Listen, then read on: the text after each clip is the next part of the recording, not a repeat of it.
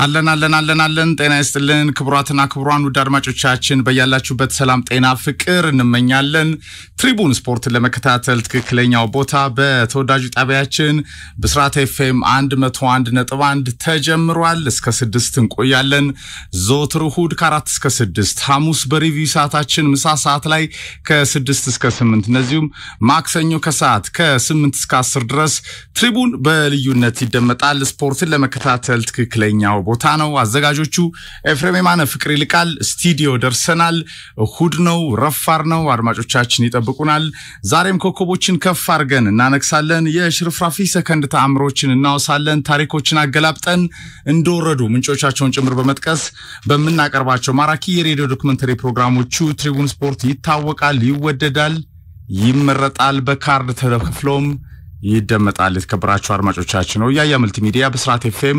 101.1 ላይ ሱፐር ሰንዴይ አትሌቲኮ ከባርሳ ዛሬ ምሽት 5 ሰዓት እንደዚሁም የኒውካስልና የቀዩ ምድር ገናና ሊቨርፑል የካራባኦ ካፕ ፋይናል ጨዋታ ይጠበቃል ምሽት ላይ ከናወናል ሱፐር ሰንዴይ ነው ቤርጋሞ ላይም አትላንታ ከኢንተር ሚላን የሚያከናውኑ ጨዋታ እንደዚሁ በጣሊያን ሴሪያ በጣም ይጠበቃል አቤት ጉዳዮችን ይዘናል ትናንትና ሲቲ ተንሸራቷል ሲቲ ከብራይተን አቻ መለያየቱን ተከትሎ ፎረስት ካናቱ ተቀምጧል ኤፕሲችን አሸንፎ ቼልሲም ቀድሞታል ሲቲን ዛሬ አርሰናል ከቼልሲ በለንደን ደርቢ ጨዋታ ይፋጠጣሉ ሌስተር ከዩናይትድ ምሽት 4 ሰዓት ላይ ይከናወናል የሁለቱ የወራጅ ቀጠና ባልደረቦች ፍጥጫ ነው የሚሆነው የሌስተርና ዩናይትድ ጨዋታ ብዙ አላማ የለውም በጣም አቤት ትልልቅ ጨዋታዎች ግን አሉ ትናንትና ሪያል ማድሪድ ዘ ቲም ኦፍ ድሪምስ በ72 ሰዓታት ልዩነት ከማድሪድ ደርቢ ገድል እስከ ቢጫ ሰርጓጆቹ መንደር ቪላሪያል ተጋርሎ በላሊጋው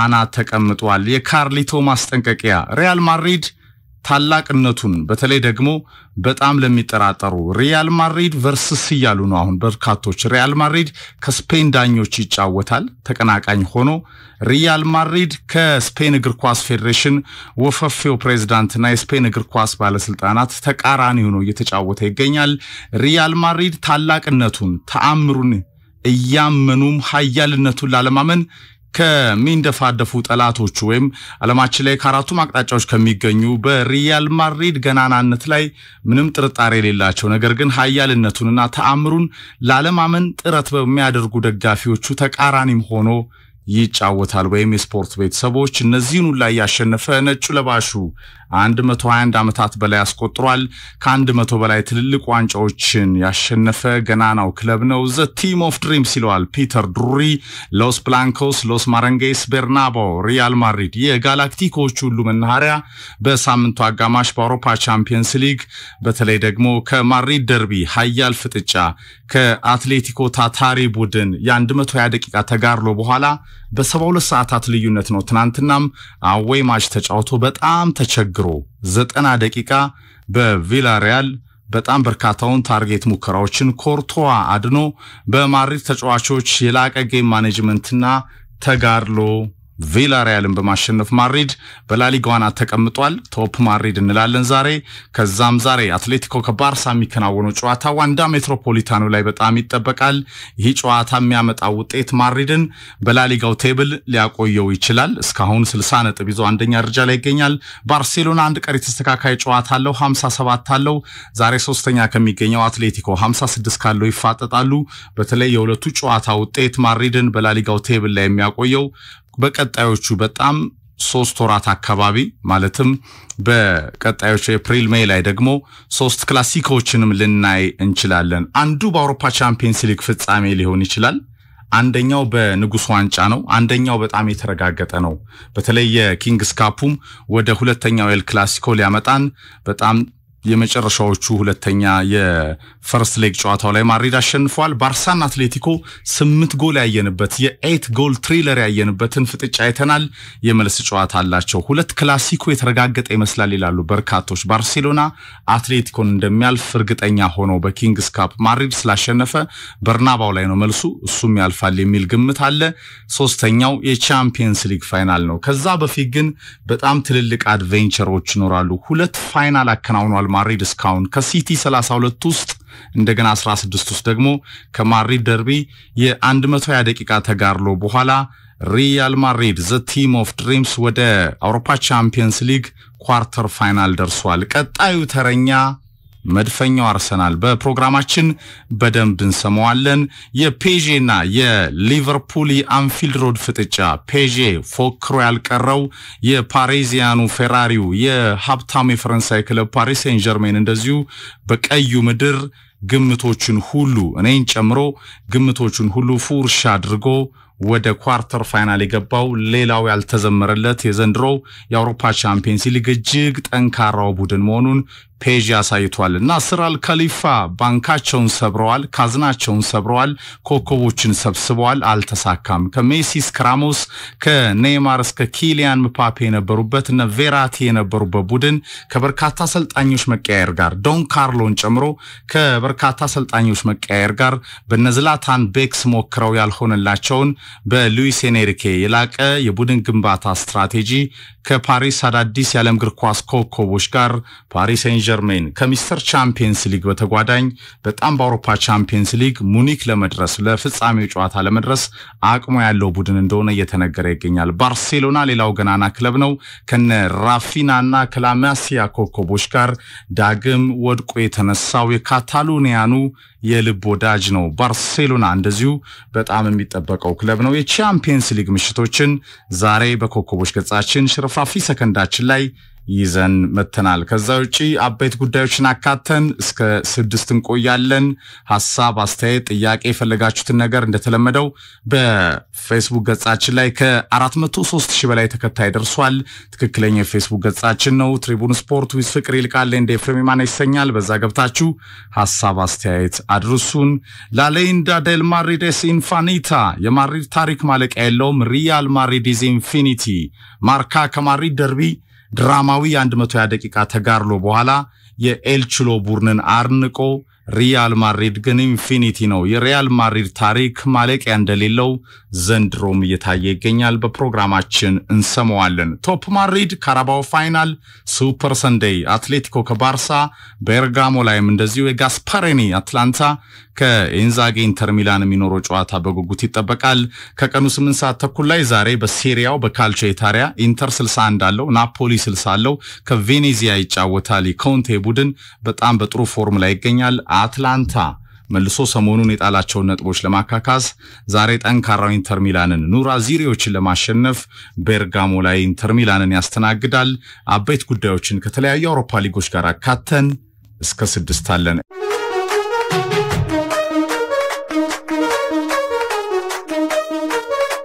እንዴት አረፈድክ? ሁሉ አማን ፈዳችሁ? ሁሉ ሰላም። እስከ 6 እንቆያለን። አበይት ጉዳዮችን ይዘናል። ቶፕ ማድሪድ እንላለን። ትናንትና ሪያል ማድሪድ ከ72 ሰዓታት በኋላ ከማድሪድ ደርቢ የቻምፒየንስ ሊግ ገድሉ ማግስት እንደዚሁ ተበልጦ በቪላሪያል ቢጫ ሰርጓጆቹ መንደር ማድሪድ ውድ 3 ነጥቡን ይዞ ተመልሷል። በላሊጋው አናት ላይ ይገኛል። ባርሴሎና ከአትሌቲኮ ዛሬ በጣም የሚጠበቀው ጨዋታ 5 ሰዓት ይከናወናል።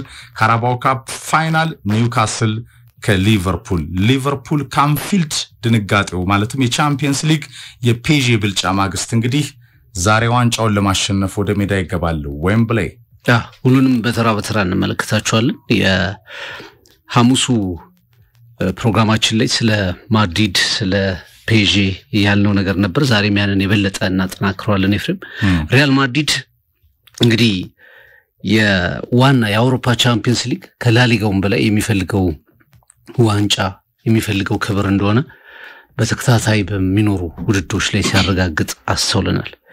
የቢሊፍ በራስ የማመን የማሸነፍ ሜንታሊቲውን በተደጋጋሚ እየተመለከትን እንገኛለንና በትልልቅ ምሽቶች ማድሪድ በሜዳም በወረቀትም የተሻለ ግምት በማይሰጠው ሁኔታ ወረቀት ላይ ይህን ጨዋታ ላይ ያልፍ ይችላል ወይ ደግሞ ሜዳ ላይ በጨዋታም ተበልጦ እየተመለከትከው በመጨረሻ ግን ለነገሮች መፍትሄ የሚያገኝበት ለሚገጥሙት ቻሌንጆች ሁሉ መጨረሻ መልስ ሰጥቶ ወደ ተከታዩ ዙር የሚሄድበትን ብቃት ሲያገኝ አስተውለናልና አትሌቲኮ ማድሪድ የጎደለው አንዳች ነገር አልነበረም። በረቡ ጨዋታ ላይ ከፍላጎት ጀምሮ ከተጋርሎ ጀምሮ ትልቅ ጥረት ነበራቸው።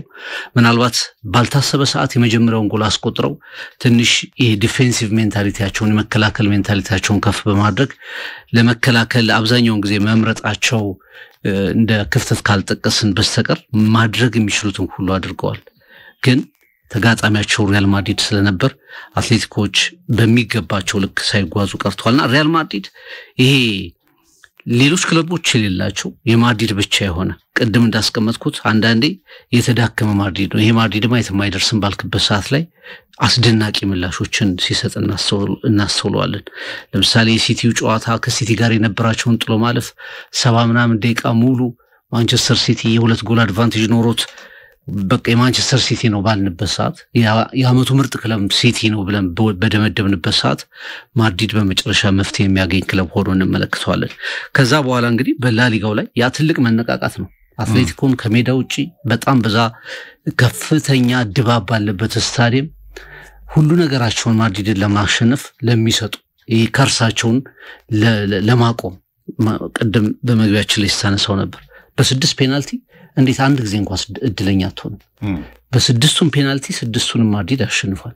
በሁሉም የጥሎ ማለፍ ጨዋታዎች ከ2014 ጀምሮ በቻምፒየንስ ሊግ ኖክአውቶች ላይ ፍጻሜን ጨምሮ አትሌቲኮና ሪያል ማድሪድ በተገናኙበት ሰዓት ሁሉ ሪያል ማድሪድ አሸንፏል።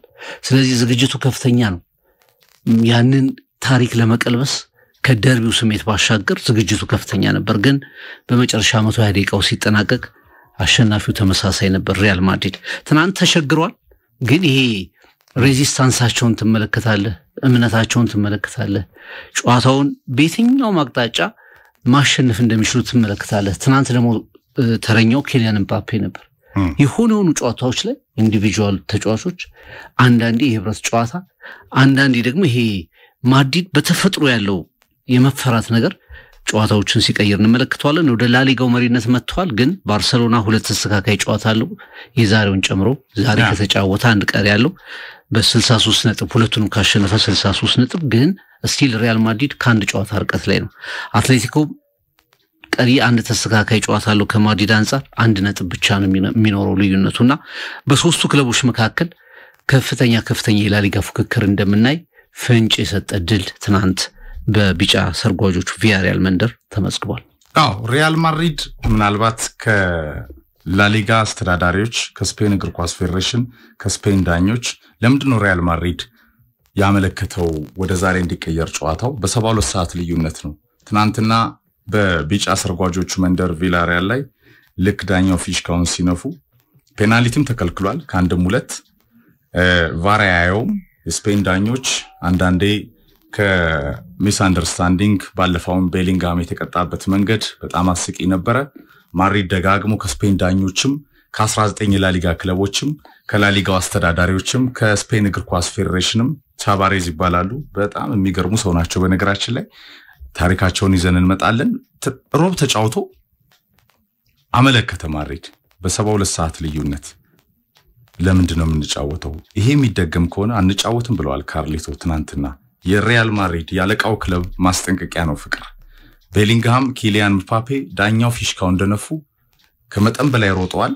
በ72 ሰዓት ልዩነት ቪኒ ተቀይሮ ነው የገባው። በማድሪድ ደርቢ ጨዋታም አልነበረም ማለት ይቻላል። ይሄ ተጫዋች በ120 ደቂቃ በጣም ጥሩ ፐርፎርማንስ ያላሳየበት መጥፎ ምሽቱ ነው። ከዛ ውጪ ግን ትናንትና ተቀይሮ ከገባ በኋላ ማድሪድ በተሻለ መንገድ እንግዲህ ክሬቲቪቲው ላይ የተሻለ ለመሆኑ የጎል እድሎችን ለመፍጠር ጥሩ ተንቀሳቅሷል። ግን ተጨንቆ ነው ያሸነፈው። ምስጋና ለኮርቷ ይግባና የማድሪድ የመከላከል መስመር ላይ ሩዲገር ከቤንች ነው የተነሳው። አጠቃላይ ሪያል ማድሪድ ከላሊጋ ወዳጆቹ ጋር ከላሊጋ ደግሞ ተቀናቃኞቹ ጋርም የቆመው ክለብ ሆኗል። ታላቅነቱን ተአምሩን እያመኑ ኃያልነቱን ላለማመን ጥረት ከሚያደርጉ የስፖርት ቤተሰቦችም በተለይ ደግሞ የማድሪድ ከፍታ በምንም መንገድ ማድሪድ ኢዝ ኢንፊኒቲ ማርካይንን ተናግሯል። ይሄ ላሌንዳ ዴል ማድሪድ ኢዝ ኢንፋኒታ ፕሮግራሙ ላይ በደንብ እንሰማዋለን ፍቅርና ሪያል ማድሪድን ሳታሸንፍ ቻምፒየንስ ሊግ አታሸንፍ። ሲያርሰበን ጋርዲዮላ ጨምሮ እልፎች ይናገራሉ ይሄንን። ሪያል ማድሪድን ሳትበልጥ ከላሊጋው አናትም አትቀመጥም። ባርሴሎና ነው ይሄንን ያደረገው ደጋግሞ። ዋናውን ባላንጣው ተቀናቃኙ በቀጣዩ 3 ወራትም እሱ ነው። 3 ክላሲኮች ልናይ እንችላለን። ዛሬ አትሌቲኮ ከባርሳ ይጫወታል 5 ሰዓት ላይ። ዋንዳ ሜትሮፖሊታኖ ላይ የኤል ቹሎ አትሌቲኮ ሁሉን ነገር የሚያደርግ በጣም ጥረት ያደረገ ግን ምፓፔ፣ ቤሊንጋም፣ ቪኒሲየስ፣ ሮድሪጎ አይነት በጣም ጌም ቼንጀሮችን በየአመቱ ማምጣት የማይችል ባሉት ሪሶርሶች ላይ እንደ አልቫሬዝ፣ ግሪዝማን አይነት ኳሊቲ ተጫዋቾችን ጨምሮ በጣም ታታሪነት፣ በጣም ከፍ ያለ ጠንክሮ መስራት፣ መጽናት፣ ፕሬስ አርጎ መጫወት በተቻለው አቅም ደግሞ በጣም በትንሽ በጀት ከባርሴሎና እና ሪያል ማድሪድ ከሁለቱ ዝሆኖች የተፋጠጠው ክለብ ምናልባትም በሲዝኑ ሁሉን ነገር ሊያጣ የሚችልበት አሊያም ደግሞ በኪንግስ ካፕ እና ላሊጋው ወደፊት የሚመጣበት እድል አለው። ማድሪድ ደርቢ ላይ የአትሌቲኮ ደጋፊዎች ያሳዝናሉ። ግን ሪያል ማድሪድን ሳታሸንፍ በየትኛው መንገድ ቻምፒየንስ ሊግን ማሸነፍ ወደ ቻምፒየንስ ሊግ ፍጻሜ መጠጋት እንደማትችል ያለፉት አመታት ታሪኮች ምስክር ናቸው። ቼልሲ፣ አትሌቲኮ፣ ሊቨርፑል፣ ፒኤስጂ፣ ዶርትሙንድ፣ ቀጣዩ አርሰናል። ምክንያቱም እንግዲህ ማድሪድ ደጋግመን አንስተናል። ደጋግሞ በሜዳ ላይ ጨዋታዎችን አሳይቷል። ከ1903 ጀምሮ ከምስረታው ዘመን ጀምሮ ያለውን ታሪክ ዝም ብለን ከ100 ዓመት የዘለለ ታሪኩን ስንመለከተው በዓለም ላይ በጣም ምርጥ የሚባሉ ተጫዋቾች፣ በጣም ምርጥ የሚባሉ ታለንቶች፣ አሰልጣኞች ወደ እሱ እንዲሳቡ ያደረገ ክለብ ነው። ያም ትልቅ አስተዋጽኦ አለው ለስኬቱ።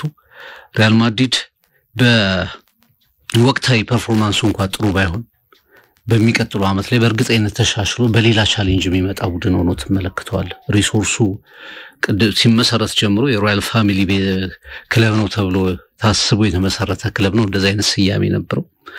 በ1950ዎቹ አጋማሽ የነበረውን ዶሚናንስ እናውቃለን። ከዛ በኋላ ደግሞ የበለጠ የቻምፒየንስ ሊግ የበላይነት ዘመኑ የመጣው ከ2014 በኋላ እንደሆነ ይታወቃል። ባለፉት 10 ዓመታት በተለይ የሪያል ማድሪድ የቻምፒየንስ ሊግ ንግስና በጣም አስደናቂ ነው እና አንዳንዴ ጥሩ ባይሆኑ እንኳን በዚህ ዓመት ላሊጋውን ባያሸንፉ ወይ ቻምፒየንስ ሊግ ላይ ባያሸንፉ በዚህ ዓመት በሚቀጥለው ዓመት ላይ ሪያል ማድሪድ እንደሚኖር በእርግጠኝነት ታወራለህ። የሚሻሻል ቡድን ነው። ምክንያቱም የሚፈልጉትን ተጫዋች ማግኘት ይችላሉ። የትኛውም ተጫዋች ነጩ መለያ መልበስ ይፈልጋል። የትኛውም ኮከብ ታለንቱን ሪያል ማድሪድ ውስጥ ማሳየት ይፈልጋል። ባርሰሎና ሌላኛው ዊንግ ነው እና ኤል ክላሲኮ ላይ መሰለፍ ይፈልጋል። ቀደም በደንብ ያስቀመጥከው ነገር አለ። ይሄ አትሌቲኮ ከዛ አንፃር ከማድሪድ አንፃር በበጀትም ኮከቦችን አትራክት በማድረግም ልዩነታቸው በጣም ሰፊ ነው።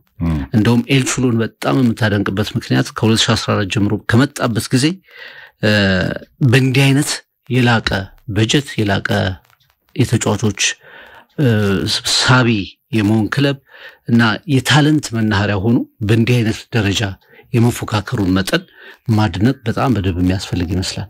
ከ2008 እስከ 2014 በነበሩት ጊዜያት ባለፈውም ስናነሳው ነበር። ማድሪድ ወደ ቀድሞ ስታዲየሙ ወደ አትሌቲኮ ቀድሞ ስታዲየም በሚሄድበት አጋጣሚ ሁሉ ማድሪድ ያሸንፍ ነበር። በቃ ምንም አሁን ስለ ቻምፒየንስ ሊግ ነው ያወራነው። በቅርብ ጊዜያት ወዲህ ቻምፒየንስ ሊጉን ያነሳነው። ከ2014 በኋላ ግን ሪያል ማድሪድ ወደ አትሌቲኮ ማድሪድ ሄዶ የሚያደርገው ጨዋታ እውነተኛ የደርቢ ስሜት በውጤትም ተቀራራቢነት እና የመፎካከር መሳ ለመሳ የመቆም አይነት ስሜት እንዲፈጠር አድርጓል። ይሄ የአርጀንቲና አሰልጣኝ ኤል ቹሎ ጥረት ነውና በቻምፒየንስ ሊጉ ላይ የሚያየነው ነገር በጣም ታላቅ ነገር ነው። ማድሪድ በሲቲ አልተፈተነም በዚህ ልክ ይፍር። በእርግጥ የዘንድሮ ማንቸስተር ሲቲ ባለፉት ጊዜያት የምናውቀው ማንቸስተር ሲቲ አይደለም። ግን በሲቲ ቀለል ባለ ጨዋታ ነው ያለፈው ማለት እንችላለን። በደርሶ መልሱ ጨዋታ ላይ ቀለል አድርጎ ኢትሃድም ሳንቲያጎ ቤርናቤው ላይ በቀላል ጨዋታ ነው ያለፈው። ወደ ቻምፒየንስ ሊግ ወደ ኳርተር ፋይናል ለማለፍ በነበረው የማድሪድ ደርቢ ላይ ግን ከአትሌቲኮ ማድሪድ ሁሉም አይነት ፈተና አጋጥሞታል። ጨዋታው ሁለቱም ላይ በጣም ተቀራራቢ በጣም ትንቅንቅ የበዛበት የፍጻሜ ያህል ሁሉን ነገር የሚጠይቅ ነገር ነበር። 120 ደቂቃዎች መጨረሻ በፔናልቲ የተጠናቀቀ ጨዋታ ነውና ይሄን ስታይ አትሌቲኮ ማድሪድን አፕሪሺየት ታደርጋለህ። ግን ሁሉም ነገር የአውሮፓ ዋንጫ ስታንዳርድ የቻምፒየንስ ሊግ ስታንዳርድ ሪያል ማድሪድ ነው። ሌሎች ክለቦች ለሊግ ውድድሮች ፕራዮሪቲ ሊሰጡ ይችሉ ይሆናል። ግን ስለ ማድሪድ ደጋግሞ የሚባል አለ። የማድሪድ የመጀመሪያው ሆሊ ግሬል ወይም ደግሞ ትልቁ ዋንጫ ትልቁ ክብር ተደርጎ የሚታሰቡ በአመቱ መጀመሪያ ላይ ቻምፒየንስ ሊግ ነው። ከላሊጋውም በላይ ከሌሎች ውድድሮች በላይ ቻምፒየንስ ሊግ ነው። የአውሮፓ ሀያል ክለብ መሆን ማለት የዓለም ምርጥ ክለብ ወደ መሆን ተጠጋ ማለት ነው። የሎካል ሊጉን ስታሸንፍና አህጉራዊ ውድድሩን ዶሚኔት ስታረግ በዓለም ላይ የሚኖርህ የደረጃ መጠን ይለያል። ኤፍሬም ሪያል ማድሪድ የዓለማችን ምርጡ ክለብ ነው የሚለው አባባል ብዙዎችን የሚያጣላ አይደለም። የማድሪድ ደጋፊም ባትሆን ብዙዎችን የሚያስማማ ነው። ይሄንን ክብር እንዲያገኝ ያስቻለው ደግሞ የአውሮፓ ወራሪነቱ ነው። አውሮፓን ስታሸንፍ በዓለም ክለቦች ላይ ደጋግመህ ትመጣለህ፣ እነዛን ዋንጫዎች ታሸንፋለህ። የአህጉራዊ ውድድሮችን ቻምፒየንስ ሊጎችን ማንሳት የሚፈልጉ የትኛውም ታለንት ያላቸው ኮከቦችን ትስባለህ። አስተማማኝ ይሳፋለው ለክለቡ የሚጨነቅ የአሰልጣኝ ምልመላ የተጫዋቾች ምልመላቸው የሆነች ዘመን ላይ ዝቅ ቢል እንኳን የሚያስተካክሉበት መንገድ ይደንቃል። ከዚህ አንፃር ዘንድሮ በሁሉም ውድድሮች ላይ በጥሩ ሰዓት ላይ አቋማቸውን አግኝተዋል። ወደ የዳኝነት የመሳሰሉት ጉዳዮች ስትመጣ ግን አሁንም በቅርብ ጊዜያት ወዲህ ባርሰሎና ከዳኞች ጋር በተያያዘ ክስ ሲቀርብበት እናስታውሳለን። ሪያል ማድሪድም ለረጅም ጊዜ ነው ማለት በጣም ለረጅም ጊዜ የዳኞች ክለብ ነው ተብሎ ይታሰብ ነበር። የሆነ ወቅት ላይ በተለይ ፍራንኮ በነበሩበት ዘመን ላይ በስፔን ጀነራል ፍራንኮ በነበሩበት ዘመን ላይ ሪያል ማድሪድ የሮያል ፋሚሊው ቲም ነው ስለሚባል የስፔን ማዕከላዊ መንግስት የሚደግፈው ቡድን ነው ስለሚባል በአብዛኛው በዳኞች ተጠቃሚ ሆኖ በአስተዳደር ተጠቃሚ ሆኖ ያለ ክለብ ነው ተብሎ ይታሰብ ነበር። እዚህ ወቅት ላይ ደግሞ ማድሪድ የሚፈተን ክለብ ሆኗል። ግን እነዚህም ሁሉ ፈተናዎችን ማለፍ ይጠይቃል። አጠቃላይ ስፔን ላይ የምታነሳው የአስተዳደር የመሳሰሉ ጉዳዮች እንዳሉ ነው። አሁን ለምሳሌ ግልጽ ነው አይደል? ባርሰሎና መቼ ነው የተጫወተው? ማክሰኞ። አትሌቲኮ መቼ ነው የተጫወተው? ሮብ ነው የተጫወተው። ዛሬ ነው ጨዋታቸው። ማድሪድ ደግሞ አመልክቷል። ሪያል ማድሪድ 120 ደቂቃ ነው የተጫወተው። በፔናልቲ ነው የተጠናቀቀው። መልስ አልሰጠም። ከዛ በኋላ ሪዝነብል ጥያቄ ነው። ለምሳሌ ሁለቱን ጨዋታዎች ቅዳሜ ማታደርግበት ምክንያት አንዱ ፋክተር ቻምፒየንስ ሊግ ስላላቸው ሊሆን ይችላል። አንደኛው ፋክተር ቀድሞ የወጣ ፕሮግራም ከሆነ ደግሞ ሪያል ማድሪድ ተገቢውን ጥያቄ ካቀረበ ምላሽ የምትሰጥበት ነገር መኖር ነበረበት የሚል ሐሳብ አለ። ግልጽ የዳኝነት ውሳኔዎች ችግሮች ነበሩ። ግን እነዚህን ሁሉ ማሸነፍ ያስፈልጋል። ማድሪድ ተጠቃሚ ነበር የሚባሉት ዘመናት እንደነበሩ ሁሉ አሁን ደግሞ ተጎድቷል የሚባሉ ነገሮች መጥተዋል። ከነሱ ጋር እየታገለ መሄዱ ግዴታው ይመስላል። ሮያል ማድሪድ ይሉታል ፍቅር። ያው ከከፍታው አንፃር 123 ዓመቱ ነው። በዚህ ወር ነው የተመሰረተው ማርች 6 36 ላሊጋ 20 ንጉስ የዚህ የኪንግስ ካፕ የንጉሱን ዋንጫ የዚህ የሱፐር ኮፓ ደ ስፓኛ የሚሉትን 13 ዋንጫ የአውሮፓ ሱፐር ካፕ 15 የዓለም ክለቦች ዋንጫ 5 ቻምፒየንስ ሊግ 15 በአጠቃላይ ከእድሜው እኩል ዋንጫ ያሸነፈ 123 ዓመት የሞላው በዛው ልክ ቁጥር ዋንጫ ያሸነፈ በጣም ገናና እልፍ ኮከቦችን ያጫወተ ከ60ዎቹ አጋማሽ አንስቶ የነ ዲ ስቴፋኖ ፑሽካሽ ቡድን ነጩ መለያ ለዓለም ሲያስተዋውቅ ጀነራል ፍራንኮ በፍቅር ሲወድቅ በሪያል ማድሪድ ያኔ ባርሴሎና ይበደል ነበር። ምንም ጥርጥር የለውም። ታሪኮች በደንብ ይመሰክራሉ። ግን ጋላክቲኮች ኮከቦች የዓለም እግር ኳስ ሱፐርስታሮች የኳስ ብልሃተኞች የሚመርጡት ቡድን የተጻፈ ህግ ሁላ መስሏል። አሁን በዓለም እግር ኳስ ገበያ ላይ ኮከቦች ሁላ ሪያል ማድሪድን በጣም ሎያሊቲ ያላቸው። ኪሊያን ምባፔ ሲመጣ ፍቅር ይሄ ተጫዋች የሮናልዶ ሉዊስ ናዛሪዮ ዴሊማን ሪከርድ ቀድሟል። በላሊጋው አሁን ያስቆጠራቸው ጎሎች በአጠቃላይ በሲዝኑ ያስቆጠራቸው ጎሎች በጣም ምርጡ ጋላክቲኮ እንደሆነ ከወዲሁ ያሳየ ይገኛል። የቀድሞ የፓሪዚያኑ ፌራሪ ነው ምባፔ። አሁን የላሊጋ ጎሎቹ በተለይ ደግሞ ማድሪድ የዛማራኑን ሪከርድ ለመስበር 7 ጎል ብቻ ነው የቀረው። 30 ደርሷል ፍቅር በሲዝኑ በሪያል ማድሪድ በአንድ ዓመት በማስቆጠር። ይሄ ተጫዋች ኢጎ በጣም ተሰግቶ ነበር። ማድሪድ ግን ፔዤ አይደለም። በፔዤ እኔ አንደኛ ነኝ ልትል ትችላለህ። ማድሪድ ግን እልፍ አንደኞች ስላሉ ክለቡ ራሱ አንደኛ ስለሆነ አሰልጣኙ አንደኛ ስለሆኑ ፕሬዝዳንቱ አንደኛ ስለሆኑ በዓለም እግር ኳስ በጣም ገናናው ክለብ ስለሆነ ሚሊዮኖች እንደሚከተሉት ሁላ ከሃላ ማድሪድ መንፈስ ጋር የማድሪድ ኢጎ ያዛቸው ደግሞ አሁን ከማድሪድ ጠላት ሆነዋል። ግን የጠቀስከው ሐሳብ እኔ ያስማማኛል። ልክ ቻምፒየንስ ሊግን ለማሸነፍ ሪያል ማድሪድን ማለፍ እንዳለበት ሁላ ከብዙ ኢንተርናልም ኤክስተርናልም ካሉ የዳኝነት የአስተዳደራዊ ጉዳዮች ላሊጋ ላይ ከሚታዩ አደባባይ በጣም ማድሪድ አሁን ካርሊቶ በቀጣይ እንደዚህ አይነት ነገር ካጋጠመን አንጫወትም እስከ ማለት ደርሰዋል ፍቅር። በ72 ሰዓታት ልዩነት ትናንትና ቤሊንግሃም ወደቀ እኮ በቃ ኪሊያን ምባፔም እንደዛው ምክንያቱም እነዚህ ተጫዋቾች 120 ደቂቃ ያውም በጣም በኃያል ተጋርሎ በላቀ ፍላጎትና ታታሪነት ከፍ ካለ ማች ፊትነስ ደረጃ ጋር ከሚፋለመው ጦርነት ከመሰለው የዋንዳ ሜትሮፖሊታኖ ፍልሚያ 72 ሰዓታት በኋላ አንድ ቀን መጨመር ያውም ሪያል ማድሪድን የመሰለ ገናናውን ክለብ አመልክተህ እንዴት በራስ ሀገር ክለብ ላይ ኢጎ ይዛል በሌሎች ሀገራት በቃ 72 ሰዓታት በሞደርን ፉትቦል ይፈቀዳል ግን ካለው ጫና ካለው የጌም ማኔጅመንት አሁን የላሊጋ ቴሌቪዥን ራይት ላይ ፍቅር ወደ ዛሬ ሪያል ማድሪድ በታመጣው ጨዋታው ምንም ችግር የሚፈጥርበት አልነበረም ሪያል ማድሪድ ግን ያንን ሁላ ጫናዎች እያሸነፈ እዚህ ደርሷል የላሊጋው አናት ላይ ይገኛል ትናንትና ከቪላሪያል በነበረው ጨዋታ እውነት ለመናገር ማድሪድ ኳሊቲውን በኪሊያን ምባፔ ተጠቅሟል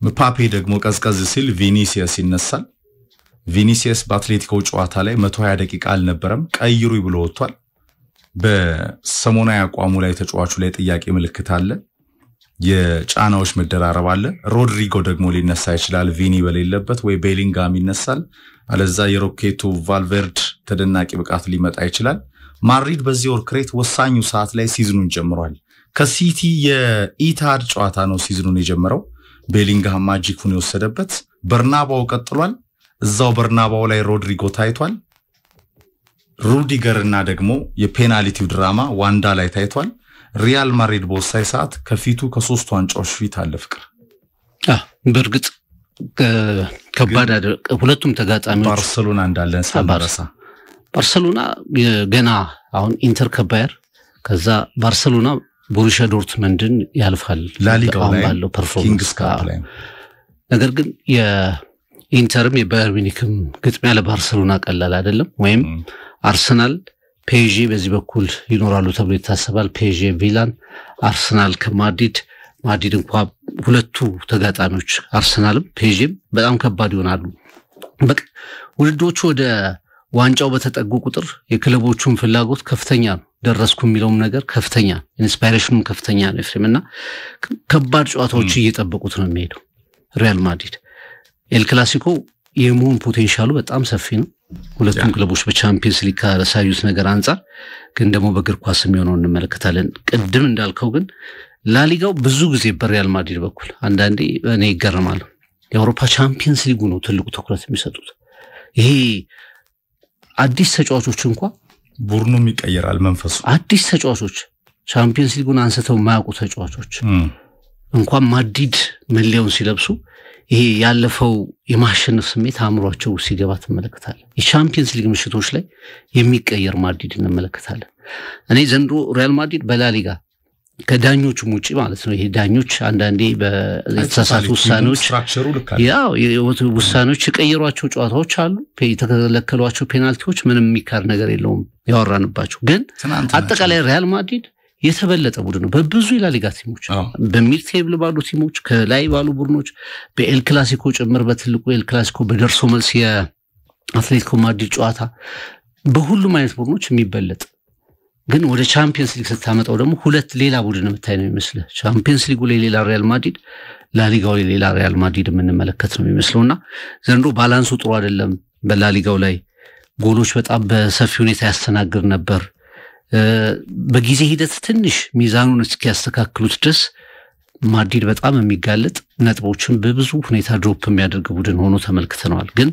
ባርሴሎና አድቫንቴጁን ጣለ በተከታታይ ጨዋታዎች ላይ ተሸነፈ አትሌቲኮ እንደዚህ ወሳኝ የሚባሉ ጨዋታዎች ላይ መምራት የሚችልበትን አጋጣሚ ጣለ የማድሪድ ዕጣ ፈንታ በተለያየ ፔሪየድ ላይ ቢሆንም ኤፍሬም ሁሉም አጋጥማቸውና የአንድ ጨዋታ ልዩነት ነው ላሊጋው ላይ ያለው ልክ ጣሊያን ሴሪያ ላይ ኢንተር ናፖሊ አታላንታ 1 ነጥብ እና 3 ነጥብ በሶስቱ ቡድኖች መካከል የአንድ ጨዋታ ልዩነት ብቻ ነው ያለውና ዘንዶም በላሊጋው ላይ እስከ መጨረሻው ጉዞ የሚቀጥል ይመስለኛል ግን ሞር ሪያል ማድሪድ ከላሊጋውም በላይ አሁን ስትመለከተው ፎከሱ የአውሮፓ ቻምፒየንስ ሊግ እንደገና ለ16ኛ ጊዜ ማንሳት ጉዳይ ነው የሚመስለው ፖርላ 16ኛ ጊዜ 16-7 ማለት ነው ካሸነፈ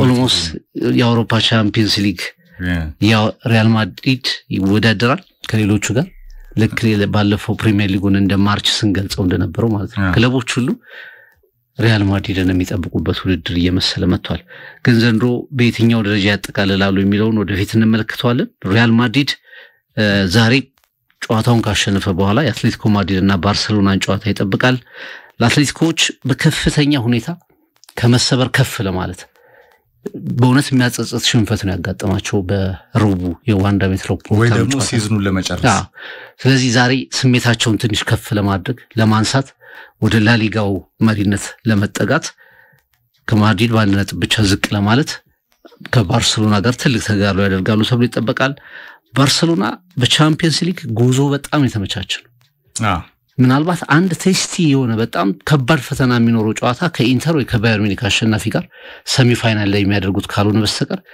ምድቡን ከፊት ሆኖ 36 ውስጥ ከፊት ሆኖ በማጠናቀቁ የተጠቀመው ክለብ ባርሴሎና ይመስለኛል አስቶን ቪላ ባርሴሎና አርሰናል ልትል ይችላል አርሰናል በኋላ እንደ ሪያል ማድሪድ አይነት ቲሞችን አገኘ ግን ሊቨርፑል ተመልከት አንደኛው ሆኖ ያጠናቀቀው ያጋጠመው ፈተና ተመልከት ባርሴሎና በአንጻሩ ሪላቲቭሊ በምድቡ ሁለተኛው ሆኖ ያጠናቀቀበትን አቅሙን በሽልማት መልክ ያገኘ ይመስላል በጥሩ ማለፍ ጨዋታዎች ላይ ቀለል ያሉ ተጋጣሚዎች ነው ያጋጠሙት ሰሚ ፋይናል ላይ ግን ኢንተርም ሆነ ባየር ሚኒክ ትንሽ ጠንከር ያለ ቴስት ይሰጡታል ተብሎ ይጠበቃል ባርሴሎና በሁለቱም ዋንጫዎች በሶስቱም ዋንጫዎች ላይ አለ በጣም ባልታሰበ መንገድ ሲዝኑ ሲጀመር ስለ ባርሴሎና በዚህ ልክ ልናወራ ምንችል አይመስልም ነበር ቀውስ ውስጥ የነበረ ቡድን ነው መታመስ ነበረው ሃይራርኪው ውስጥ የባርሴሎና የስልጣን እርከን ውስጥ ብዙ ዝግቦች ነበሩ የፋይናንሻል ክራይሲሱ ከፍተኛ ነበር የተጫዋቾች ዝውውሮች ባርሳ በሚታወቅበት ልክ አይደለም የሚደረጉ የነበሩት የፋይናንስ ጉዳዮች በከፍተኛ ሁኔታ ጫና ውስጥ ከተውት ነበር ግን ከላሜሲያ ያደጉ ታዳጊዎች አሁን ማቹር አድርገዋል ስለ ፔድሪ አሁን መወራት አለበት ኤፍሬም ምናልባት ኢኔሽታ ዣቪ ደረጃ ይደርሳል ሌላ ጉዳይ ሆኖ ግን አሁን በባርሴሎና ውስጥ በጣም ቁልፍ ከሚባሉ ኮከቦች መካከል ሆኗል ላሚን ያማል 18 ዓመት ተጫዋች 18 ዓመት ያልሞላው ተጫዋች ስለመሆኑ ማንንም ይጠራጠራል በጣም አስደናቂ ፐርፎርማንስ ራፊኒያ ዘንድሮ ባለንዶር ሊስት ውስጥ መግባት ከሚችሉ ተጫዋቾች መካከል አንዱ ይሆናል በእርግጠኝነት ባርሴሎና ብዙ ጉዞ ካደረገ ልምድ አዳዲስ ታዳጊዎች እና ደግሞ በጊዜ ሂደት እየተዋሃደ የመጣ ዶሚኔት የሚያደርግ ቡድን ሃንሲ ፍሊክና ባርሴሎና ሰርተዋል እና በባርሴሎናም የታይትሉ የላሊጋው ክብር በቀላሉ ሊያገኝ የሚችልበት እድል እንኳን ባይኖርም ፉክክሩ ከፍተኛ ቢሆንም መልሶ ግን ወደ ላሊጋው ክብር የሚመጣበት አመት ግን ይመስላል ራፊና የቡድኑ መሰረት ነው ሌቫንዶቭስኪ ከፊት የላቀ የጎል ማስቆጠር ልምዱ የፍሌክስ ቡድን ዋና የውጤት ግብ ሆኗል ያማል በሜሲ ጀርባ ላይ ያለ ሜሲን ለመሆን በጣም ሚሊየን ማይሎች ርቀት ላይ የሚገኝ ነገር ግን ሱፐር ታለንት በጣም ሱፐር ታለንት ጎሎቹ ክሬቲቪቲው ድሪብሉ ለማሲያ ምን ያህል የዓለም እግር ኳስ የኳስ ብልሃተኞችን ለማፍራት ሁሌም ማይነጥፈው ማዕከል መሆኑ አንዱ ማሳያ ነው ምስጋና ለጃቪ ሄርናንዴዝ ወደፊት ያመጣቸው ወደ ዋናው ቡድን ደፍሮሱ ነው ከብዙ የባርሴሎና አስተዳደራዊ አሁን ድረስ ከሚከተለው የፋይናንስ ቀውስ ጋር የባርሴሎና መነሳት ለሪያል ማድሪድ ድል ነው የሪያል ማድሪድ ከአመት አመት የቀጠለ ከፍታ ለባርሴሎና ማንሰራራትና መንቃት ዋና ድል ነው ምክንያቱም ባላንጣዎች ናቸው አንድ ከተማ የማይቀመጡ ግን ሱፐር ክላሲኮ የፈጠሩ በጣም በታሪክ የዘመን ቅብብል ያለማችን ቁጥር አንዱን የደርቢ ፍጥጫ የፈጠሩ በተለይ የደርቢ መንፈስ አንድ ከተማ ሳይሆኑ ከታሪክ ከባህል ከሴት ከፖለቲካዊ ሰፊ እንድምታዎችና ጥያቄዎች ከማህበረሰብ ሰፊ ትውፊቶችና ጥያቄዎች አንፃር ኤል ክላሲኮ ሁሌ የሚናፈቀው ጨዋታ እንዲሆን ሪያል ማድሪድና ባርሴሎና ለዓለም እግር ኳስ ውበቱ የሆኑ ስፔን ድንቅ ቡድን ሲኖራት የዓለም እግር ኳስን ስትቆጣጠር ከላማሲያ እስከ ካስቲያ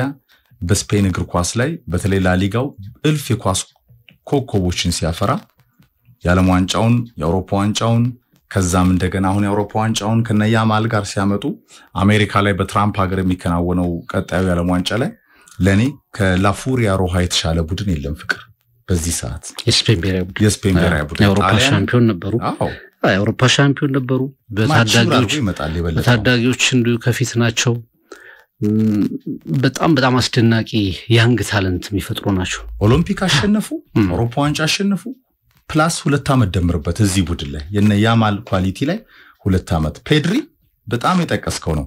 ከነ ቡስኬት፣ ዣቪ፣ ኢኒየስታ በኋላ መሃል ሜዳው ላይ በጣም በባርሴሎና በታታሪነት በላቀ ክሬቲቪቲ የባርሴሎና የማጥቃት እስትንፋስ ሐሳቦች ሁሉ ዋናው መሰረት ሆኗል። ስለዚህ 3 ክላሲኮች ወይም ደግሞ 2 ወይም ደግሞ አንድ የተረጋገጠ የላሊጋ ክላሲኮ ያው ክላሲኮ ብቻ ሳይሆን ላሊጋው ላይም ለዋንጫ ሰከንድ ሌጉን ካሸነፉ ኪንግስ ካፑ ላይ ለዋንጫ ቻምፒየንስ ሊግ እስከ ኢንድ ከሄዱ ለኔ አንደኛው እንደሚሄድ አሁንም እርግጠኛ ነኝ።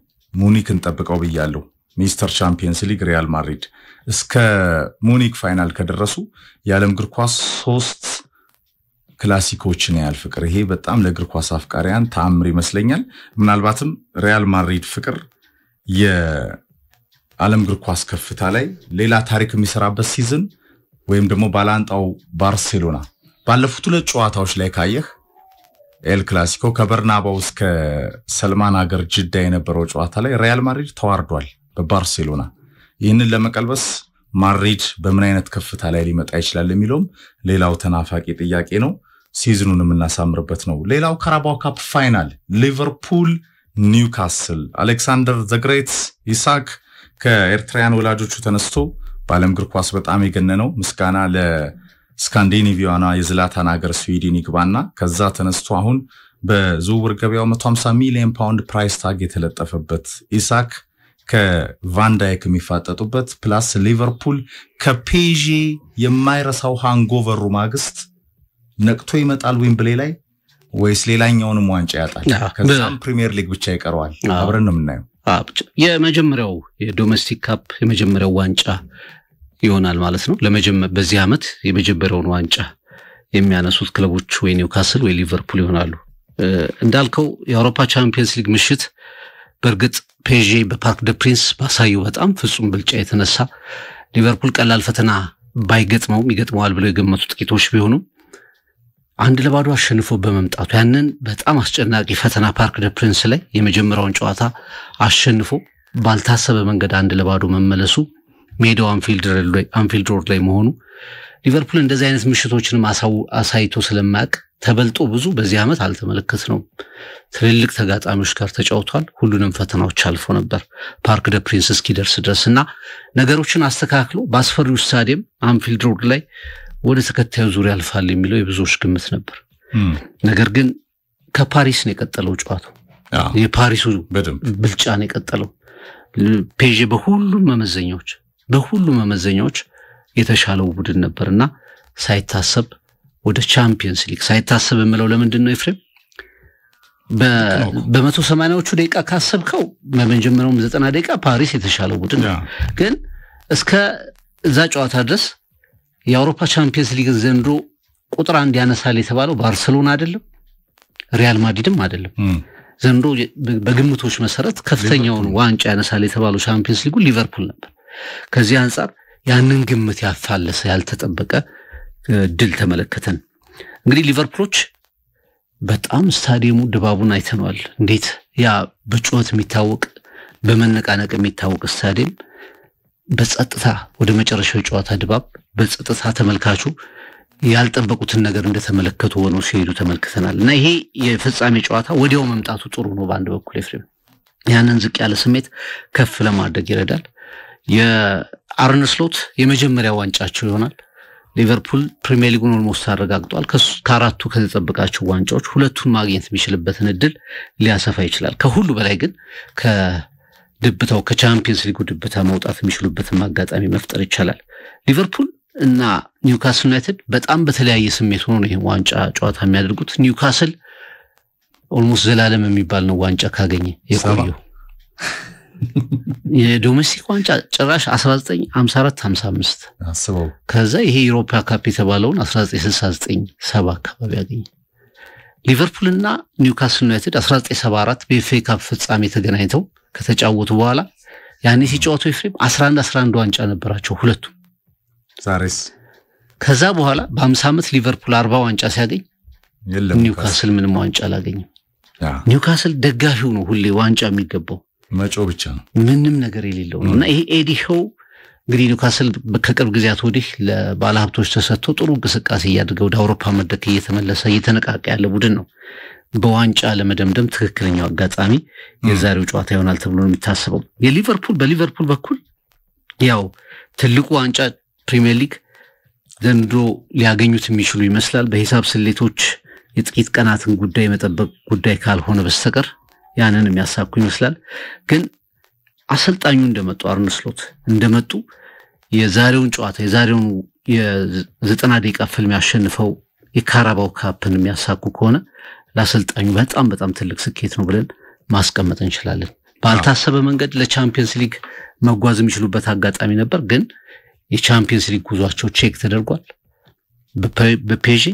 ግን ስቲል ሲዝናቸውን ትልቅ ለማድረግ በቂ ምክንያቶች አሏቸው። አንደኛው የዛሬው ፍጻሜ ነው። አንዳንዴ በእግር ኳስ በጣም ነው የሚገርመኝ ይሄ ሎያሊቲ በጣም ከክለባቸው ጋር አሶሲዬሽንና እልፍ የእግር ኳስ ውበት የሆኑ ድንቅ ደጋፊዎች ይፈጠራሉ። ይሄ ሁላ ደጋፊ ተፈጥሮ አሁን አትሌቲኮ ላይ ዋንዳ ሜትሮፖሊታኖ ላይ ሮም ምሽት ያየውን በጣም ጦርነት ነበር የሚመስለው እኮ ፍቅር። በርናባው ላይም እንደዛ ነበረ። ግን የአትሌቲኮ ደጋፊዎች ከ120 ደቂቃ ድራማዊ አፈጻጸም በኋላ ግን በእንባለቅሶ ነው ወደ ቤታቸው የሚመለሱት። ያ ምሽት ያውም ውጭ ማደር ሳያዋጣ አይቀርም። ለምን ብትል እሺ ዛሬ ስለምንድን ነው አትሌቲኮን ምን ደግፈው የሚሉ ህፃናት ደግሞ ቤት ይጠብቁሃል።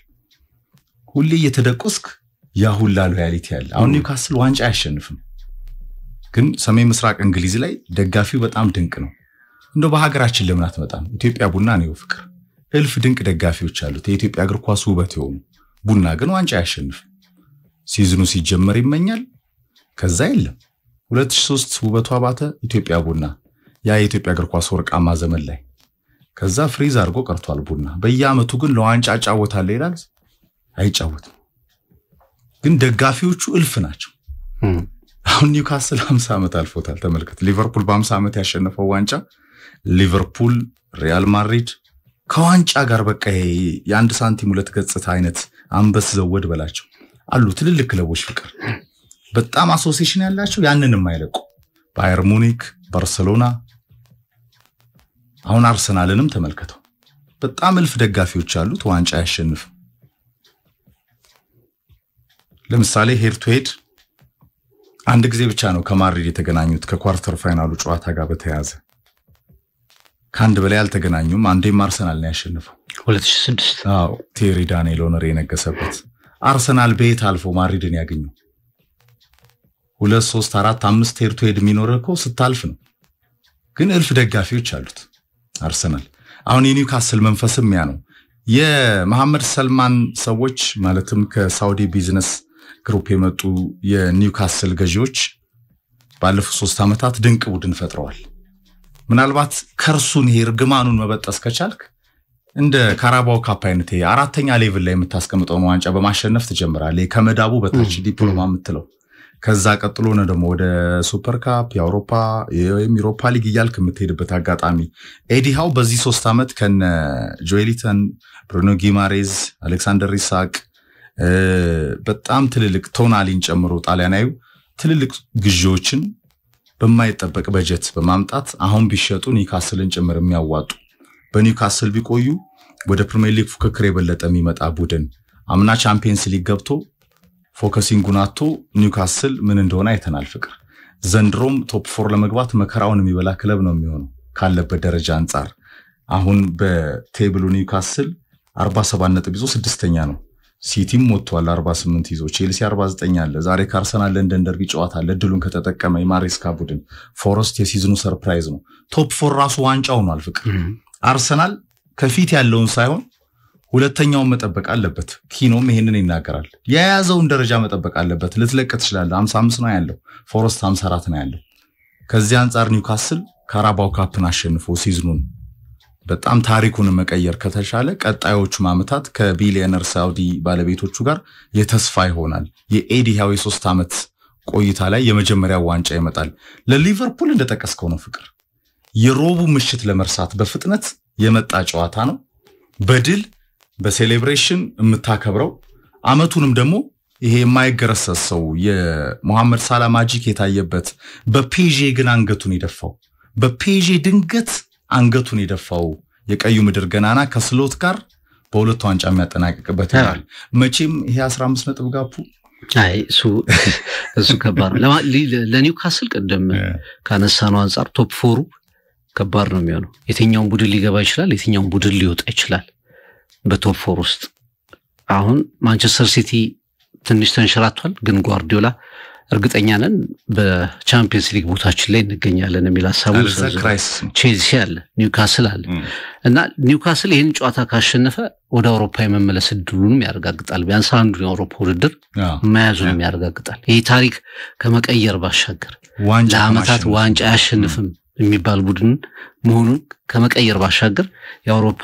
ተሳትፎንም የሚያረጋግጥበት ነውና ኒውካስል የበለጠ ይሄን ጨዋታ ይፈልገዋል የሚል እምነት አለኝ ኤፍሬም እንግዲህ ብዙ ጊዜ ኒውካስል ዘንድሮ ስንመለከተው አንዳንዴ የዋንጫ ቡድን ነው የሚመስለው በአንዳንድ ምሽቶች ላይ አንዳንዴ አምስት ይገባበታል አንዳንዴ ደግሞ በጣም ተራ ቡድን ሆኖ በፎረስት በሊቨርፑል ጭምር አሁን የመጨረሻ አንፊልድ ሮድ የነበረው የኒውካስል እና የሊቨርፑል ጨዋታ ፕሪሚየር ሊጉ ፍጹም የተበለጠበት ጨዋታ ነበር እና የዛሬው ጨዋታ ላይ በተለይ ይሄ መከላከሉን ፕሬሲንጉን ሁሉ ነገሩን በደንብ ማግኘት መቻል አለባቸው ኤድሆ የቆሰለ ቡድን ማንሰራራት የሚፈልግ ደጋፊዎችን መካስ የሚፈልግ የተበሳጨ ቡድን ነው የሚያጋጥማቸው ኤድሆና ልጆቹ ስለዚህ ዛሬ ለኒውካስል ሁሉም ነገር ልክ መሆን አለበት ከመከላከሉ አንስቶ ከፊት መስመር ያሉ ተጫዋቾች ፕሬሲንግ መሃል ሜዳ ላይ ያሉ ተጫዋቾች ተጋድሎ ዘንድሮ የቡድኑ ትልቅ ኳሊቲ ሆኖ ያየ ነው በትክክለኛውና በልኩ መገኘት የሚፈልግበት ሰዓት ይመስለኛል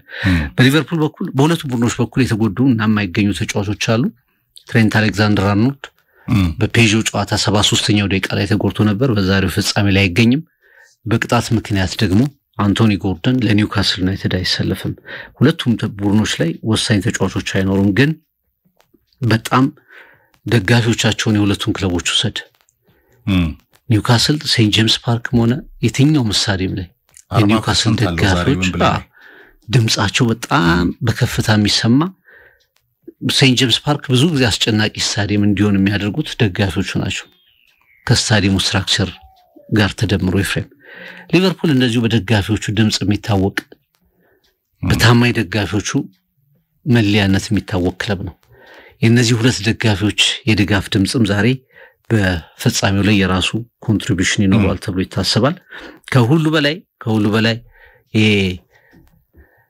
በፔናልቲ መሳት የተወቀሱ የሊቨርፑል ተጫዋቾች አሉ ኑኔዝ ከርቲስ ጆንስ በተለይ ኑኔዝ 39 ጨዋታ ላይ ከ39 ጨዋታዎች 33 ላይ ተሰልፎ በ33 ከ39 ጨዋታዎች 33 ላይ ጎል አላስቆጠረም ይፍረም 120 ደቂቃ ግን መድረሱ ራሱ ሊቨርፑል እድለኛ ነበር እንደማይራተቱ አሊሰን አንዳንዴ አሊሰን አንዳንዴ ደግሞ ለምሳሌ ክቫራ እና ዴምቤሌ ባርኮላ ያገኙዋቸውን አጋጣሚዎች ኦፍ ታርጌት የመሞከር በጣም በጥሩ ፖዚሽን ላይ በሊቨርፑል የመከላከል ፖዚሽን ላይ በጥሩ ሁኔታ ኳስ ያገኙ ነበር ግን እሱንም ወደ ጎል የመቀየር አቅም አልነበራቸውም መሃል ሜዳው ላይ አንዳንድ ኳሶች ደግሞ ተጨማሪ ሰዓት ላይ ያቺ የዴምቤሌ ኳስ ደግሞ አሊሰን ቤከር ባይሆን ያችን ኳስ አያድንም ነበር እና አንገታቸውን ይደፉ ተጫዋቾች ነበሩ የበለጠ የተወቀሱ ሳላህ ያለቀሰ ነው የወጣው እንደ ኑኔዝ አይነት ተጫዋቾች አሰልጣኙም ጭምርት የተወቀሰባቸው ሆኗል በእንዲህ አይነት ዋንጫዎች ላይ ትልቅ ኮንትሪቢዩሽን አሳይተው እንደገና ከደጋፊያቸው ጋር የነበረውን ስሜት ማስተካከል ይፈልጋሉ ለአንዳንድ ተጫዋቾችም በተለየ ሁኔታ በተለይ መሰለፍ የሚችሉ ከሆነ ድል የሚሰጣቸው ከሆነ እንደ ኑኔዝ አይነት ተጫዋቾች ራሳቸውን የሚከሱበት ጨዋታ ይሆናል በሪካርዶ ዋጋ መተ አጥቂ ሆነ ከ39 ጨዋታ 33 ላይ ምንም አይነት ጎል ማስቆጠር አለመቻል በእርግጥ የሚሰለፍባቸው ደቂቃዎች የተለያዩ ሆነው ትልቅ ርዕሰ ጉዳይ ነው እና ለእንደዚህ አይነት ተጫዋቾች ድል ካገኙ በእንዲህ አይነት ጨዋታዎች ላይ ትንሽ የመታረቂያ መድረክ ይሆናል ብለህ ልታስብ ትችላለህ ከዛ ውጪ ለሊቨርፑል ዋንጫው ያን ያህል አዲስ አይደለም እንደው ግን ኑኔዝ በዚህ ደረጃ ከተወቀሰ ያውም ሊቨርፑልን የገባ ያዳናቸው አሉ በእርግጥ በጣም ሚስት ተጫዋች ነው ካየው ከመጣበት ጊዜ ጀምሮ በክሎፕም ዘመን በጣም ባዶ ኳሶችን ይስታል ሲጀምርም በቀይ ካርድ ትንሽ የዚህ ላቲን ተጫዋቾች ታውቃለህ አግሬሲቭ ናቸው ሆይላንድ ምን ሊባል ነው አያገባም እሱ እንዲህ አይነት ብሽቶች አላጋጠሙትም አልደረሰማ አያገባም እኮ በቃ አንተ ለአጥቂ ነው አያገባም ስንት ከዲሴምበር አንስቶ እኮ የለም ወደ 20 ጨዋታ ጎል የለም ዋና አጥቂ እኮ ነው ነጩ ሉካኩ ለማንኛውም ከፔጄ ብልጫ የፔጄ ታምር ከሉዊስ ኤንሪኬ ፕሮጀክት ጋር ፕሮግራሙ ኋላ ላይ ይናገራል ፍቅር እያጠቃለልን እንመጣለን በዛሬው ጨዋታ ግን ሊቨርፑል በተለይ ለስሎትም ፍቅር ዌምብሌይ የመጀመሪያ አድቬንቸራቸው ነው የሚሆነው ያንን ስቴዲየም አያውቁትም የእንግሊዝ እግር ኳስ ገናናውን ክለብ ከመርሲሳይድ ይዘው እንደመጣም የመጀመሪያው ዋንጫ ማግኘት በዚህ ቦታ ላይ ለሳቸው ትልቅ ስኬት ከሁሉም በላይ ትልቁ ስኬት ለአርነ ስሎት ነው የሚሆነው አዎ ምንም ጥርጥር የለውም ይሄ ቡድን የሚያድግ ነው ግን ከፊት ለፊቱ አደጋዎችም አሉት ፍቅር ቫን ዳይክ ምን እንደሚፈጠር አላቅም ብሏል ከሲዝኑ ፍጻሜ በኋላ ሞግሬት ተመሳሳይ ነው አርኖልድ በርናባው በር ላይ ይገኛል ሊቨርፑል እነዚህን ተጫዋቾችን በማን ይተካል ይሄ አሁን በጣም የተብላላ መስጋና ለክሎፕ በጣም የተብላላ ድንገት በፔጅ የደነገጠ ቡድኑን ግን በእንግሊዝ እግር ኳስ ላይ ከፍ ያለውን የበላይነት አሳይቶ ከነጥብ ጋፑ ጋር ሲዝኑን ለማጠናቀቅ በድል ከጫፍ ደርሷል በጣም ያማረ ዓመት ነው ለሊቨርፑል የሊቨርፑል ደጋፊዎች ማስታወስ የማይፈልጉት ከፓርክ ደ ፕሪንስ ስካንፊልድ ያለውን የፔጄን መንከራተት ነው ፍቅር በፔጄ የተንከራተቱበት መንገድ ነው የጨዋታ የፔጄ ፉከራ ፎክሮ ያልቀረው እኔን ጨምሮ የብዙዎችን ግምት ፉርሽ ያደረገው አንፊልድ 12ኛ ተጫዋቹ ነው ያ ሁላ የአንፊልድ ጩኸትን ሁላ ማኔጅ ማድረግ የቻለ ቡድን ኳስ በልጦ ሞክሮ ሊቨርፑል እኮ የላቀ ጥረት አድርጓል ፕሬስ ለማድረግ ሞክሯል 90 ደቂቃ ሩጧል በተለይ 30 ደቂቃው ላይ ደግሞ ሊቨርፑል ጨረሰ በዛ ሂደት ውስጥ ሁላ የተፋለመ ነው ዛሬ ለንደን ዩስተን የሚገኙ ወዳጆቼ አንዳንድ ያው ፒክቸሮችና ፎቶዎች ቪዲዮዎች እየላኩልኝ ነበር ዋትስአፕ ላይና 40% የኒውካስል ደጋፊ ነው 40% የሊቨርፑል ደጋፊ ነው የዩስተን ኢንተርናሽናል እና የዚህ አንደርግራውንድ እና ኦቨርግራውንድ የሜትሮ ባቡሮች ላይ ያለ ድባብ ወደ ዌምብሌይ ታናል ለመሄድ ያለ ድባብ የሊቨርፑል ደጋፊዎች ድንቅ ናቸው ኒውካስል ሳያሸንፍም አብረው ታምነው የዘለቁ እልፍ ደጋፊዎች አሉት ዌምብሌይ ሌላ ማራኪ ምሽት ዛሬ ያሳልፋል ፍቅር ቀሪው ለሚዲያው ለቀሪ ስፖርት ቤተሰቦችና ገለልተኞች ነው 90,000 ተመልካች ይዛል ይሄ ስቴዲየም 80,000 እንግዲህ በሊቨርፑልና በኒውካስል ደጋፊዎች በጥቁርና ነጭ ለባሹና በቀዩ ምድር ገናና ክለብ ደጋፊዎች ይደምቃል ይሄ ጨዋታ ይጠበቃል ካራባኦ ካፕ ፋይናል ከዛ ውጪ አትሌቲኮ ከባርሳ ብለናል ቤርጋሞ ላይ ደግሞ አትላንታ ከኢንተር በጣም የሚጠበቀው ፍክሻ ነው ማጠቃለያ እናረጋው አርሰናል ከቼልሲ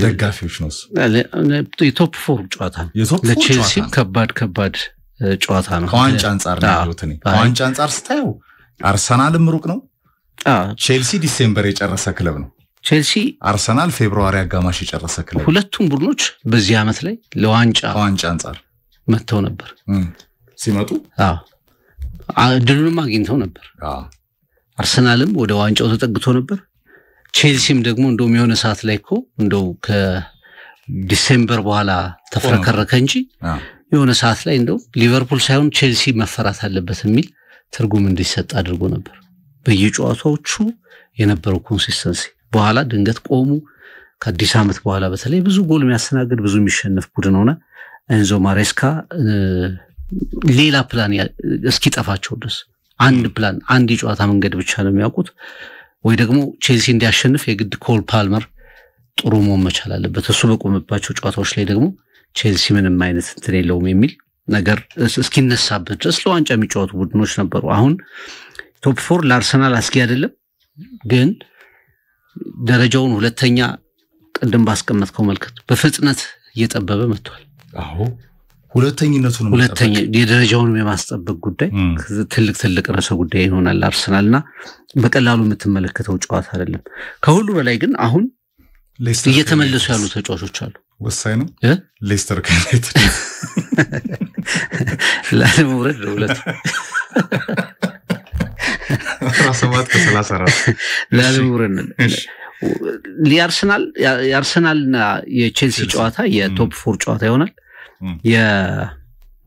አለመውረድ ጉዳይ ባለፈው ሳነሳ ነበር ኤፍሬም በጣም ኤክስትሪምሊ ከታች ያሉ ቡድኖች ደካማ ሆነው ነው የተመለከትናቸው ዘንድሮ በተለይ የመጡት ቡድኖች ሳውዛምፕተን ኢፕስዊች ሌስተር የመጡት ቡድኖች በሙሉ በልክ አልተገኙም በፕሪሚየር ሊግ ፍክክር ልክ አልተገኙም አንዳንድ ቡድኖች እኮ በመጡበት ሲዝን ሚድ ቴብል ድረስ እየመጡ ሰርፕራይዝ ያደርጉ እንመለከታለን ዘንድሮ ከመጀመሪያው ጀምሮ የሚወርዱት ቡድኖች ይታወቁ ነበር ትንሽ ከሄደ በኋላ የቡድኑ የፕሪሚየር ሊጉ ሻምፒዮን እንደታወቀው ሁሉ የመታወቅ ምልክት እንዳሳየው ሁሉ ያለመውረድ ጉዳይም የሚታወቅ ይመስል ነበር ለዛ ነው አሁን የማንቸስተር ወይም ሌሎች ከታች ያሉ ቡድኖች ጨዋታ ያን ያህል ኢምፖርታንት ግምት እየተሰጠው ያልሆነው ብትሸነፍም ወደ ወራጅ ቀጠና የምትሄድበት ጉዳይ የለም ብታሸንፍም ወደ ላይ የመጠጋት እድል ሰፊ አይደለምና ብዙ ጨዋታዎች ሊኖራቸው የሚገባው ትርጉም የቀነሰው በዛ ምክንያት ይመስለኛል ለአርሰናል ግን ቅድም ካነሳውት አንፃር ከአንድ ወር በኋላ ሚያዚያ 9 እና 10 ከዛም በሳምንቱ በ15 እና በ16 ከማድሪድ ጋር ነው የሚጫወተው በቻምፒየንስ ሊግ ምንም አይነት ህልም የሚኖር ከሆነ ለአርሰናልም ፔዥም በለው ቪላም በለው ምንም አይነት ህልም የሚኖር ከሆነ በቻምፒየንስ ሊጉ የምትዘጋጀው ለትልቁ ክለብ ነው ለማድሪድ ነው ከዋንጫው ስለዚህ እንዲህ አይነት ጨዋታዎች ምናልባት የበለጠ ሼፕ እንድትይዝ የተጎዱ እየተመለሱ ያሉ ተጫዋቾች አሉ እነሱ ወደ ጨዋታ ሪትም እንዲገቡ ማድረግ የበለጠ ይሄ ስነልቦናን ጠብቀህ ከማድሪዱ ጨዋታ ላይ የመድረስ ጉዳይ ነው ለአርሰናል እና ደግሞ የቻምፒየንስ ሊግ ስፖርቱን በሁለተኝነት በጥሩ ሁኔታ ለመጨረስ የማረጋገጥ ጉዳይ ነው ከዛ ውጪ ደግሞ ሁለቱም ክለቦች ላይ ጥያቄዎች አሉ የለንደን ክለቦች ናቸው ደርቢ ነው ሁሉ ጊዜ ታሪካዊ ተቀናቃኝነት አለ የተሻለው ቡድንኛ ነን የሚል ስሜት አለ የለንደን ደርቢ አለቃ ነው አዎ ግን ምንድነው ቼልሲዎች ደግሞ ቻምፒየንስ ሊግን ያነሳሉ የፕሪሚየር ሊግ ዋንጫዎችን በተለይ ከ2005 በኋላ ባለው ሁኔታ ከመዘንከው ደግሞ ቼልሲ ዶሚናንት ነው ወደ ቼልሲ የመጡ ሁሉም አሰልጣኞች ቢያንስ አንድ የፕሪሚየር ሊግ ዋንጫዎችን አመጣዋል አይደል አብዛኞቹ አዎ ጆዜምበል ከ2005 በኋላ የመጡ አሰልጣኞች ዋንጫዎችን አመጣዋል አሁን ኮንቴም ሁሉም ዋንጫዎች አመጣዋልና ከ2005 በኋላ ያለው ዶሚናንስ ደግሞ ቼልሲ ነው ቻምፒየንስ ሊግ ራሱ ሁለት ጊዜ አሸንፈዋል አዎ ዲማቲዮ በኋላም ቶማስ ቱሄል ሲቲን አሸንፈው ዋንጫ አንስተዋልና የቅርብ ጊዜ ዶሚናንሱ ደግሞ የቻሌ ቻምፒየንስ ሊግ ዋንጫቸው ይላሉ እኮ የቼልሲ ነውና የተለያዩ ምክንያቶች ከፍ የሚያደርጉት ጨዋታ ነው ይሄም ጨዋታ ጓጉ ይሆናል ቅድም ካነሳናቸው የአትሌቲኮ ማድሪድ ባርሴሎና ጨዋታ እና የአታላንታና ኢንተር ጨዋታ ጨምሮ በጣም አጓጉ ምክንያቶች አሉ አዎ ካልቾ ኢጣሊያ ላይ ፍቅር 58 ነው አትላንታ ያለው የጋስፔሬኒ ቡድን በጣም ጥሩ ተወዳጅ ቡድን ነው ከቤርጋሞ ዛሬ ኢንተርናሽናል የበለጠ ሴሪያው ላይ ውበት ይጨምራል ተብሎ ይጠበቃል ካሸነፈ ኢንተርን 61 ይመጣሉ ናፖሊ 8 ሰዓት ተኩል ላይ ይጫወታል ከቬኔዚያ የኮንቴ ቡድን እንዲሁ እድሉን ይጠቀማል ተብሎ ይጠበቃል በሁለቱ መፋጠጥ ናፖሊ መሪ ሊሆን ይችላል ዛሬ መርቶም ነው ደረጃውን 8 ተኩል ላይ ስለሚጫወት የማታውን የ4 ሰዓት 45ቱን የአትላንታና ኢንተር ጨዋታ የሚጠብቀው በጣም ትልቅ ፍጥጫ ነው ኤሲ ሚላን ትቶታል እኔ በጣም የሚገርመኝ ትልቅ ቡድን እኮ ነው ፍቅር ሚላን ትቶታል ኢንተር ሚላን ግን ከዛ የሰሜን ጣሊያን ምስጋና ለኢንዛጊ ሲሞኔ ኢንዛጊ ታላቁ ፊሊፖ ኢንዛጊ ብዙ ጊዜ ኦፍሳይድ ይገባል እንጂ ድንቅ ጎል አስቆጣሪ ነበር አውሮፓ ላይም ፍቅር ባለፈው ያንተ ግምት ላይ በደንብ መሄድ የሚችል ልምድ ያለው ካቻምና አታቱርክ ከሲቲ የተናነቀ አምናም እንደዚሁ በጣም ድንቅ ቡድን የነበረ ዘንድሮም ባርሴሎናን ከሙኒክ ፋይናል ለማቆም ሰሚ ፋይናል ላይ የሚጠብቀው ይመስለኛል ለኔ ፍቅር ሰሚ ፋይናል ላይ በላቀ ብቃት የሚጠብቀው ጥሩ ቡድን ነው ኢንተር ሚላን እና ያለ ለማንኛውም ትልቅ ጨዋታ በጣም ባላንስ የሆነ ቡድን ጎል አስቆጥ ለማርቲኔዝ ላውታሮ ማርቲኔዝ የቱራም ልጅ ማርከስ ቱራም ሁለቱም ዘንድሮ በጣም ጥሩ ሲዝን እያሳለፉ ናቸው ታለንት ያለው ቡድን ቻናሉ ሴንተር ላይ የሚጫወት ኮከብ ኢንተር ሁለቱም ተጫዋቾች ጎል ካላስቆጠሩ በተደጋጋሚ ኢንተር ያሸነፈባቸውን ጨዋታዎች ሲወስን ተመልክተናል ሌላኛው በጣም ድንቅ ተጫዋች ኒኮሎ ባሬላ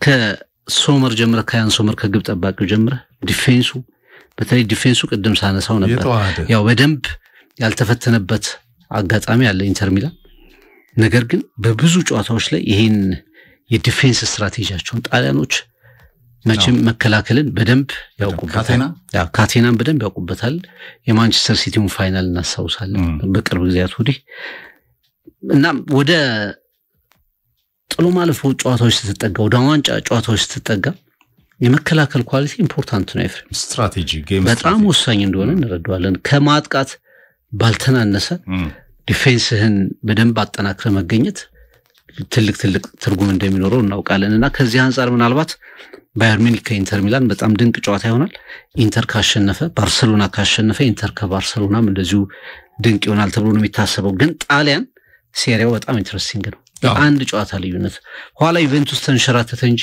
ብዙ አቻ በመውጣት ዩቬንቱስም አራተኛ ተፎካካሪ መሆን የሚችልበት እድል ነበረው ሴሪያ ኢዝ ጎልድ ይላሉ 90ዎችን ለሚያስታውሱ ፍቅር ትናንትና ዴሊ አሊ ተቀይሮ ገባ በጣም መጥፎ እድል አለ የተጫዋች የካይ ዎከር ተጋርሎ ገርሞኛል እንዳይሰጠው ዳኛው ግን የዴሊ አሊን ስቶሪ የሚያውቅ አይመስለኝም ጣሊያናዊ ነው ወይ አያነብ ያ ብቻ አይደለም ምንም ዳኛው መዳኘት ያለበት ህጉን ዳኛው ከጀርባ ትክክል ነው ዳኛው እኔም እንደዛ ነው ማለት ምክንያቱም ፋውል ነው ቀይ ነው ዎከር ግን በቃ ያው ስቶሪውንም ስለሚያውቅ በሰባዊነት ስትመለከተው በሰባዊነት የሀገሩ ልጅ ነው ዴሊ አሊ ከብዙ ፈተናዎቹና መውጣት መውረዱ በኋላ የጆዜን ምክር አልሰማ ብሎ በቅርቡ ፕሮግራማችንን አቀርበናል ዩቲዩብ ቻናላችን ላይ ያለ ትናንት ሚላን ኮሞን የፋብሪጋስ ኮሞን 2-1 ረታ አሊ ተቀይሮ ገባ ከ3 አመት መጥፋት በኋላ እድል ሰጠው ፋብሪጋስ የፋብሪጋስና የኦነሪ ክለብ ነው በነገራችን ይሄ ክለብ በቅርቡ ነው እንግዲህ ካለም እግር ኳስ የተዋወቀው ትናንት ተሸንፏል አሊ በቀይ ካርድ ወጥቷል ሌላው አንድ አነጋጋሪ ጉዳይ ነው እንግሊዝ ሚዲያን የሳበው ጉዳይ ነው